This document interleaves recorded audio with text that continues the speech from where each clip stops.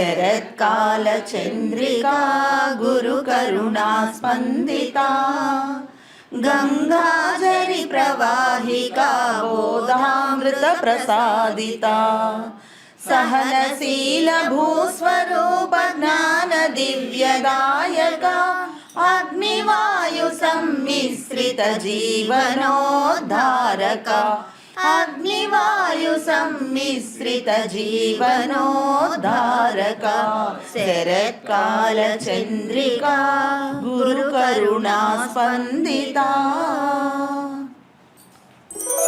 వెంకయ్య స్వామి చరిత్రను పరిశీలిస్తే స్వామి యొక్క అవధులు లేని జ్ఞానం తెలియజేసే ఎన్నో సంఘటనలు మనకి స్వామివారు పెన్నబద్వేలులో ఉన్నప్పుడు లభించాయి.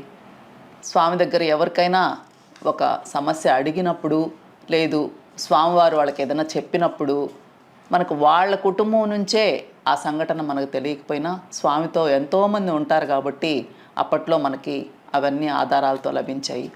ఎన్నో అద్భుతమైన లీలలు జరిగినాయి. అవన్నీ మనం వరుసగా వివరించుకుంటూ వద్దాం.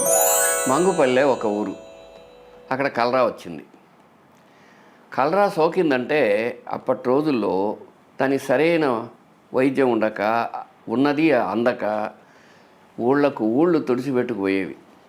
కొన్ని చోట్ల మహారాష్ట్ర లాంటి కొన్ని ప్రదేశాల్లో అయితే ఊళ్ళ నొట్టే తగలబెట్టేసేవాళ్ళట, పోయిన వాళ్ళతో మనం పోతామా అని.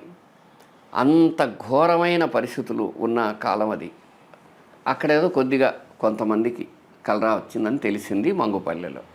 ఆ జనం భయంతో వచ్చి పెన్నబద్వేలు తిప్ప మీద ఉండే స్వామిని ప్రార్థించి అక్కడ రావడానికి వస్తే ఆడ పెన్నా నది తీవ్రంగా వస్తోంది. అందుకని వాళ్ళు అక్కడి నుంచే స్వామికి చెప్పుకున్నారు, స్వామి మా పరిస్థితి ఇలా ఉందని. విచిత్రం, ఎక్కడున్నా ఆర్తత్రాణ పరాయణుడైన స్వామికి ఆర్తుడైన వాడి బాధ ఎలా వినిపిస్తుందో చూడండి. రాత్రి అయింది. స్వామి పక్కనుండే చలవానాయుడిని పిలిచి, మనం మంగుపల్లికి వెళ్ళి రావాలి అన్నాడు. చలవానాయుడు మామూలు మనలాంటివాడు. అతను, స్వామి ఈ రాత్రి నది వరద ప్రవాహంలో ఉంది, పడవలు కూడా వేయలేకున్నారు, వెల్లవ తగ్గాక పడవలు వేయంగానే వెళ్ళేసి వస్తాం అన్నాడు ఆయన సలహా. స్వామి ఏం చేస్తారంటే, ఆయన గొప్ప ప్రవర్తన తెలిసిన మహానుభావుడు. ఏమన్నాడు, అట్లా అనుకుంటే ఎట్లా, 4 అడుగులే కదా, మనం పోకుంటే ఎట్లా, పోవాల్సిందే నిశ్చయం చెప్పారు. అంతే. రాజు తలుచుకుంటే రథం ఆగదని స్వామి తలుచుకుంటే ఇంకా ఆగేది లేదు. అంతే. ఒక ఏర్పాటు. ఏంటా ఏర్పాటు? ఒక పెద్ద కర్రకు గుడ్డ చుట్టారు, దాన్ని బాగా నూనెలో తడిపారు, ఒక దివిటీలాగా వెలిగించి తిప్ప దిగి ఒడ్డుకు రాగానే, చలమనాయుడా నువ్వు వెనక్కి తిరిగి చూడకుండా ముందుకే నడుస్తుండు, తల్లి అయిన పెన్నమ్మ మనకు దారిస్తుంది అన్నారు. అతడికి స్వామి మాటల మీద నమ్మకం ఉంది. విశ్వాసంతో శ్రద్ధగా ముందు చలమనాయుడు వెళుతున్నాడు. నదిలో ఆ కాగడ వెలుగు కనిపిస్తూ ఉంది, వెనక స్వామి సాగిపోతున్నారు. ఎంత దూరం పోయినా భుజాల వరకే నీళ్ళు వస్తున్నాయి కానీ ఆ పైన రావట్లే. అట్లా 4 అడుగులు వేసినట్టుండగానే సరే అవతలికి చేరిపోయారు. అప్పుడు స్వామి చెప్పాడు, అయ్యా నీళ్ళ అంచున ఒక కర్ర గుచ్చు, మనం తిరిగి వచ్చేప్పటికి తగ్గుతాయో ఎక్కువ అవుతాయో చూద్దాం అన్నారు. సై అక్కడేదో కూర్చారు, బయలుదేరారు. దారిలో బొంచజెవుడు, వేప మండలు ఇవి తీసుకొని, ఇంకా ఊరు ఎవ్వరూ మగ్గుపల్లిలో లేవనే లేవు. వెళ్ళి అక్కడ చాలా ఇళ్ళ ముందు ఆ వేప మండలు, తర్వాత బొంచజెవుడు పాలు అవన్నీ అక్కడ చల్లి, వేపాకులన్నీ కూడా చల్లేసి, ఆయన ఏం చేశారో తెలియదు, ఇక పోతుందిలే డబ్బు అని వచ్చేశారు. ఊరేమో లేవలేదు. స్వామి మాత్రం తన సహచరుడితో ఆ నిశ్శబ్ద నిశీషి వేళ వ్యాధిని పారద్రోలి మౌనంగా నది ఒడ్డుకు వచ్చాడు. అప్పటికి ఆ ఉధృతి కొంచెం ప్రవాహ ఉధృతి తగ్గి ఉంది. అంతే. స్వామి మళ్ళీ ఎలా వెళ్ళారో అలా వెనక్కి వచ్చేసారు. వచ్చేటప్పటికి స్వామి దగ్గర అక్కడ రాత్రి పడుకున్నారు కదా కొంతమంది, ఎక్కడ పెన్నబద్ద తెప్పు మీద. వాళ్ళు ఏమనుకున్నారు తెలుసా, స్వామి వాళ్ళు నది దగ్గర పోయి దాటడానికి వీళ్ళలాగా అనుకోతే సరేమో అనుకొని స్వామి నది పొంగులో దాటలేక వచ్చేస్తున్నారా అన్నారు. అంటే అప్పుడు లేదు, ఆ ఊరికి పోయొచ్చాం, మమ్మల్ని పెన్నమ్మ దాటిచ్చిందిలే, అది మీకు చెప్తే అర్థం కాదు అన్నారు ముక్తసరిత. అంతే, ఇంకేం మాట్లాడలే. ఆ ఊర్లో కలరా మాయమైంది. తనను ప్రార్థించిన వారి పలకరింపు కూడా కోరకుండా మేలు చేయగల సర్వసమర్థులు వెంకయ్య స్వామివారు, వారికి నమోవాకాశ్. మరో విషయం, ఇది మనకు వేలూరు రాజేనాయుడు, మనకెంతో ఆత్మీయుడైన స్వామి భక్తుడు చెప్పాడు. కన్నమదివేలు తిప్పు మీదే ఆయన ఒకసారి స్వామి ఉన్న చోట నిట్రాళ్ల సాల అంటే ఒక పొడవైన సాలతో స్వామి ఉన్నారు. అక్కడే అతడు కూడా ఉన్నారు. అక్కడంటే ఎక్కడ చూసినా చెదులు పురుగులు ఉండేవి. అందుకని అందరూ బయట ప్రదేశాల్లో ఉండేవారు. ఆ రోజు ఎండాకాలం మిట్ట మధ్యాహ్నం అలా వినేశాడు. దబరా అంటే పెద్ద పాత్ర, దాన్ని బాగా ఖాళీ చేసేసి అంతా సాలలో ఒక పక్కన ఉన్నాడు. పడుకునేవారు పడుకున్నారు. అప్పుడు ఏమైంది తెలిసిన, స్వామి ఒక మాట అన్నారు. అయ్యా, ఒక మనిషి ఎళ్ళనబడి వస్తున్నాడు, ఆఖరిగా ఉంది, ఆయనకంత అన్నం పెట్టండి అయ్యా అన్నాడు. వెంటనే అప్పుడు గోపాలయ్య ఆయన సేవలో ఉన్నారు. స్వామితో అన్నాడు, ఎక్కడుంది స్వామి అన్నవా? ఇప్పుడే అందరం తినేసి ఎక్కడోళ్ళు అక్కడ పడుకున్నారు. ఇప్పుడు భిక్షానికి పోయే సమయం కూడా కాదు. రెండోసారి అయినా పోయినావు అనుకో, ఊళ్ళో వాళ్ళు దొరుకుతుంటారు అన్నాడు విషయం తెలిసిన గోపాలయ్య. కానీ స్వామి తాను అనుకున్నది మాత్రం వదలరు. అబ్బో పాపం ఆకలితో వస్తా ఉన్నాడయ్యా అంతన్నా చేత్తో ఇలా చూపిస్తూ పెట్టండి అయ్యా అన్నా. అన్నం లేదంటే ఎక్కడి నుంచి వస్తుంది స్వామి అన్నాడు గోపాలయ్య లాజికల్గా. ఎండన పడి వస్తున్నాడయ్యా, ఆకలితో అయ్యా అంటే ఆయన చెప్పదలుచుకుంది ఆహ్వాడన్న పట్ట. ఆ మాటలో ఆ వచ్చే వ్యక్తి ఆకలి, అతడు అనుభవించే బాధ, అందులో తపన ఉన్నాయి. సరే, 10 నిమిషాల కల్లా ఎర్ర ఎండలో నడుచుకుంటూ శేషమనాయుడు అనే ఒక ఆయన తిప్పు మీదకు ఆయాసంగా బాగా ఆకలితో వచ్చారు. ఆయన చూస్తూనే అన్నం తినయ్యా, అన్నం తిను అన్నాడు స్వామి. గోపాలయ్య, ఆయనకు కొంచెం అన్నం పెడతయ్యా, ఇంకా చూసుకోవాలి. గోపాలయ్య తల కొట్టుకుంటూ ఇందాకటి నుంచి చెప్తా ఉంటేనే అన్నం లేదని, అందరు అన్నం విదేసి అక్కడ సేద తీసుకుంటున్నారు కదా, అన్నం పెట్టుకో అంటే ఎక్కడి నుంచి వస్తుంది స్వామి అన్నాడు.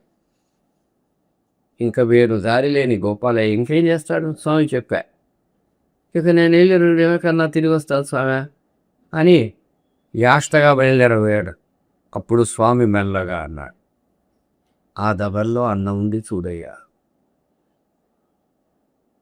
సంకల్ప సిద్ధుడవు, సాక్షాత్తు దత్తుడవు, గురు ధర్మ నిరతుడవు స్వామి ఈశ్వర అన్నట్టు గోపాలయ్య పోయాడు.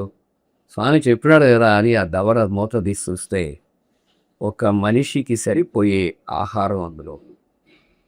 నిజంగా ఆ దబరను అంతకుముందే పూర్తిగా ఖాళీ చేసి పెట్టింది. అది ఎక్కడి నుంచి వచ్చిందో తెలియదు. ఋషులకు మన దేశంలో ఉన్న అనుగ్రహ రూపమే.